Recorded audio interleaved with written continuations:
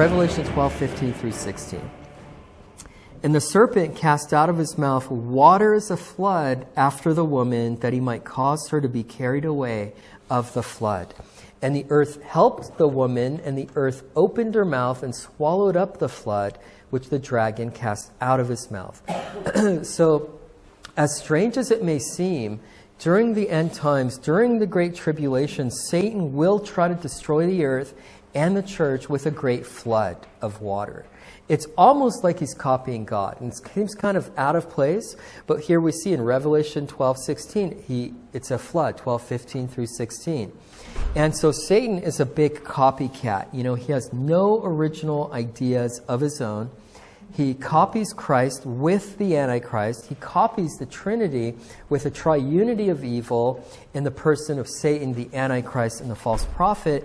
And so he also tries to destroy the world with a flood. But God doesn't allow it, because God promised that there would never again be a worldwide flood. And you might say, hold on a minute, a great flood during the tribulation? Like a great worldwide flood? Why haven't I ever heard of that during the end times? It doesn't make sense, right? Well, look at Daniel 9. It's no accident that this flood verse is here in Revelation 12. Look also at Daniel 9. We know that Daniel is an Old Testament apocalyptic book of eschatology.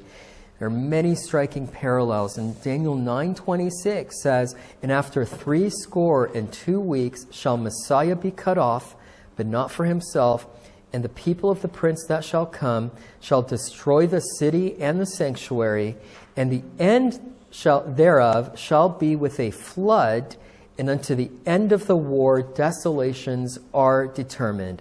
So the context here in Daniel is the end times again. And we do see a flood mentioned both in Daniel and in Revelation 12. Both in Daniel 9 and Revelation 12. So apparently there will be a massive flood, possibly in Jerusalem or worldwide. It doesn't say exactly, except that the serpent cast out of his mouth water as a flood after the woman, that's after the church, that he might cause her to be carried away by the flood of the flood. So, but it says he's going to try to destroy them, but God will swallow the water so it does not hurt the church. So this will be a failed attempt by Satan to destroy the church with a flood. So we will see, we see weather changes, we see, floods and hurricanes increasing. The Bible does say that there will be earthquakes and these kind of things happening.